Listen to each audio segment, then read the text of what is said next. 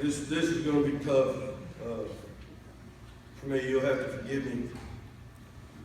Divine intervention has kind of came into this award. This is the David Gilmore Be 11 award. The 11 award is our Heisman Trophy, our Man of the Year, all rolled into one. It's real simple on a scale of 1 to 10, being 11. Be a +1 player and a +1 person. The 11 will never be worn here again. I really think what we do is we take that number, whoever the winner is, we put a big shadow box with his name on it, and then we hang it in our field house for every year that I'm the coach, and it kind of goes on the wall of fame, so to speak. I really think it's also pretty cool that the person that wore number 11 here finished his career with 9,000 career yards, 110 touchdowns, and what's even more special is I've had the Player of the Year in my career 7 times. I've been blessed. Some people have 1, I've had 7. And they've all been, on offense. I've been fortunate.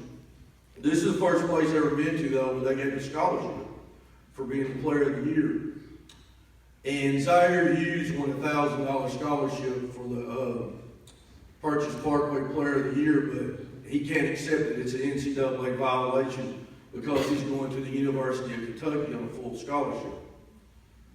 So what he did was he came to me and he wanted to donate that scholarship to the 11 award winner.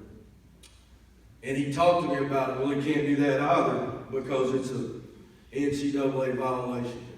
But I want you to know, Zaire, that it's the thought that counts and the gift that you were going to give to our program that I'll never forget, and the gesture that you made, and I'll never forget you for that. It won't be the 110 touchdowns and the 9,000 yards. It'll be what you've done for us and the kind of heart you had in the end when it comes to this award. What's in the name? David Gilmore Be 11 award. David and I, we grew up together in Haytime, Missouri. It wasn't exactly suburban, to say the least. Went to school together our whole lives, played together, fought together, cried together, laughed together.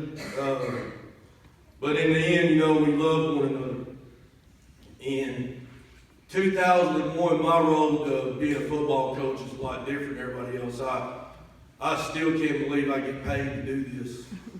I worked in a steel mill. I had a real job, worked on the boats, just like they did at James Marine for a long time, but I went back to college. David came to my house, and he said, Shawn, I want you to come out and call the ball plays. So I walked straight out on the field in 2001, and I'm the offensive coordinator. 1A school, our hometown. First game, we win 24-0. Next week, we're playing Malden, Missouri. They're ranked in the top 10. It's not too far from Hawthorne, where you got the barbecue from tonight. They're in 6th or 7th. They're huge. They're big up front. I go to David and I say, listen, I want to go shotgun, no huddle. I want to put everything on wristbands, and I want to play really, really fast. And I want to wear them out and see what happens. And then we ended up breaking every school record. I think that night, in my second game as a coach, broke the passing record, the touchdown record. The team that we were playing was my old high school coach. And I think we hung 50 on them. And then the next thing you know, we never looked back from that standpoint. That year, our first year, we ended up going 11-1. We lost 25 seniors in a 1A school that had 225 kids in it. The next year, we went and played. We were 11-2 and went to the state championship. And we got beat. And I think this is important to tell this part of the story because people don't know this. It's not widespread knowledge, and it's probably never been made public, but I'm going to make it public tonight for David's sake and mine. We left Haytime and went to Crothersville. That's like leaving here and going to Tillman. Or that's like leaving Alabama and going to Auburn, or Michigan and going to Ohio State.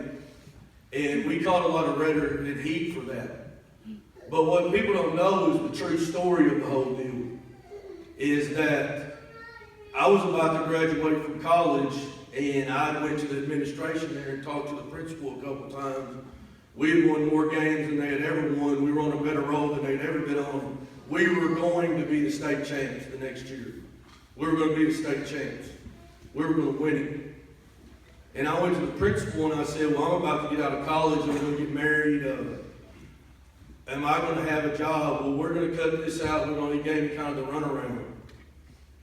And then the superintendent went up to David and he said, man, big boy, I don't know what we're going to do with you next year. You know, we're cutting this, we're cutting that, or whatever. We just got beat in the dome, the state championship. So David and I got to talking, and Carruthersville came open. We went over there and we talked to them. And then David decided that, and I decided that we were going to take the job. But one of the stipulations was that they gave me a gig. They made sure that I had a job. And that's why we left. And people didn't know that to this day. That's the first time that's ever been made public. He did it because of me. That year at the football banquet, I couldn't go when we left Hayti. God, I love those kids, and they loved us. I broke down, I left, I went to the field house in Carruthersville. David toughed it out, did a lot better job than me. He went over there to the field house, he knew where I was, and we sat in there and we cried. And cried and cried. What have we done? You know, what have we done? And then we decided that, you know what, we're going to put our big boy pants on and we're going to make them regret letting us go. You know, because at the end of the day, I was still Al Jackson's son, he was still his daddy's son. We were just normal dudes, you know. We wasn't the guys that done more than anybody ever had, and we had great players, but more importantly, we loved the players, and they loved us. So I went to Carruthersville, and David and I went to Carruthersville. And that year, 2003, our first game was at Lone Oak, actually, another part of divine intervention. And I think we were losing 14-0, and we ended up scoring 53 or 60, and we set a record for 650-something yards. And my first game over there, we ended up blowing them out, you know. And we ended up going 11-2. They had been bad, 3-7, 2-8, stuff like that the year before. And, you know, we flipped it. Instantly, we flipped it. Here's another part of the story that people don't know that he helped me with. Abby and I was married, I had a son. I was driving to Arkansas State 100 miles one way there and back from college and coaching ball full time. Getting up at 4 in the morning and getting home at 10 or 11 o'clock at night. Trying to get it done, you know, but we were starving. And William Moore and Jimmy Jackson both went to the University of Missouri that year. Williams with the Falcons now, as I hear, you know, told y'all several times, but I spent our money, rent money and our gas money, light money and all that stuff on taking them kids on recruiting trips. So we're sitting there in Hayti, Missouri. I'm taking these kids on trips, going to Missouri, and our lights get cut off. Our water gets cut off. I'm making $4,000 a year to be a ball coach, and I'm spending all the money on these kids, and then my family and them were starving. And that's why I got the best coach's wife in the world, and I have the most respect in the world for any coach's wife, for what they go through and what they put up for us in this game. Behind every good coach is a good wife, and I've been fortunate in that area, and I think a lot of my guys will attest to that. But here we are struggling, and I did that, and David knew it. Blytheville High School in Arkansas used to be a powerhouse, and they had lost 18 straight. And David, they kind of came calling on me, and David put in a good word for me. And they said, well, if you come here now, we'll start paying you. So I started getting paid, and we were able to pay the bills a little bit more. And man, I went there and I hated it. I hated it.